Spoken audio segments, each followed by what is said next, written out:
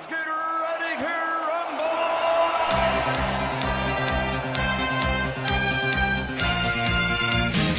He's taking another one and another. Thomas Lyons, Raps on TV. We're down here at the Indigo at the O2 in London for season 5 of the Ultimate Boxer. Just quick reaction, Steve Bunce here on the camera. Reaction to Steven Donnelly's emphatic win tonight. Donnelly, you expect to win. You know, 3 Commonwealth Games, European Championships, Olympic Games, and all the qualifiers for those events, and the World Youth Championships, and probably 70 other internationals. You expect him to win. But as he said to me there, a little aside, I'm under so much pressure, he said, because everyone expects me to breathe through this, walk through this. Lenny Fuller gets up this morning, literally has to ask himself what he's doing today. He doesn't give a monkeys. He comes into the first fight. He ain't meant to beat Ibunuki. He ain't. He's meant to have his head boxed up, and he knocks him out, drops him, stops him. Okay, that's simple. Gets into the final against Hollywood Joshua. He's giving away 4 inches. He's giving away naturally about 20 pounds. Naturally. Okay, they might have been the same when they weighed in, but naturally, Josh is that much bigger than him, and he's a southpaw, and he's that much taller, and he breaks the distance down, breaks the grounds down, and breaks Hollywood Josh's heart. Let's get that right to get to the final, and that puts a real bit of pressure on Steven Donnelly. Yeah. He's had a breeze through the first round with a couple of good body shots. Then in the semi-final, he's had 2 lovely rounds. Then the third round, he's had to think a little bit. Suddenly, you get to the final, and your brain's telling you it's Donnelly's, but then you're thinking, well, hold on a minute. Fuller had no chance in those other 2. And the first 30 seconds, you can see Donnelly having to think. Yeah. Then the size was just too much in the end. It was just too much size. And he'll be back, Lenny Fuller. He'll come back in the light welters or the welters. Yeah. He can do light welter. Look at him. Look, God, so he must have weighed in a day holding his little baby. Anyway, it was an entertaining night. Yeah. 8 boxers, 7 fights, 7 losers, 1 winner, Golden Robe. Everyone goes home happy. What more do you want? And with a concept like this, you know, quite reminiscent to the amateurs with their 3-minute rounds. Of course. But on a professional level, with the backing of MTK, was this kind of the perfect platform for Donnelly to now exceed what he's expected to do? Donnelly comes in here tonight with 5 fights, something like that. 4 fights, 4 wins. Now he's at 7.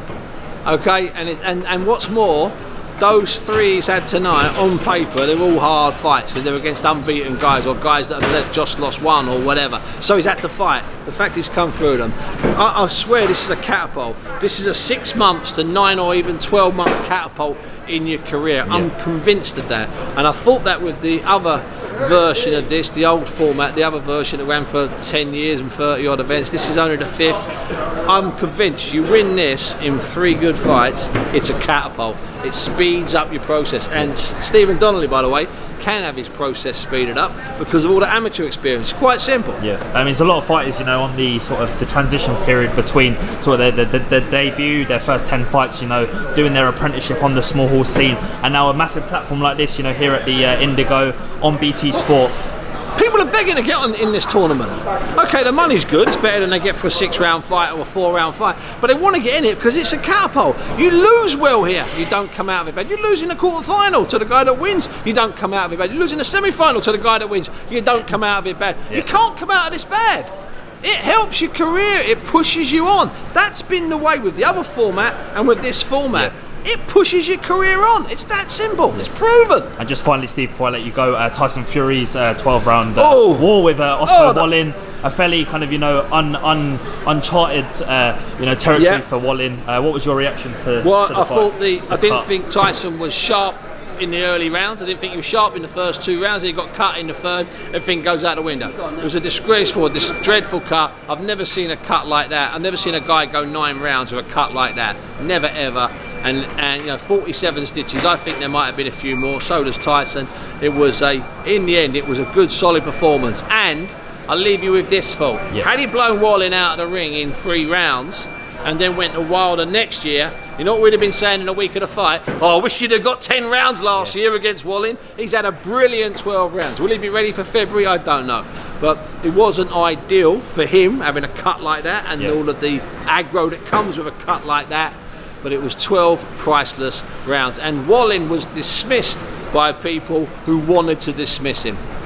We knew he'd give everything, and he did. He should have been stopped in the 9th or 10th. His corner were going to pull him out, and he comes back and goes mad in the 12th and hurts Fury. Come on, what's the kid got to do? The nature of heavyweight boxing at the moment. Oh, the nature of it. I love it. I'm sticking with the light flies. Steve Bunce, pleasure having you on the platform, giving us some time tonight, and I hope you enjoyed the show. I did. Thanks for giving me time. See you later. Thank you. Thomas Lyons, Raps on TV, Steve Bunce.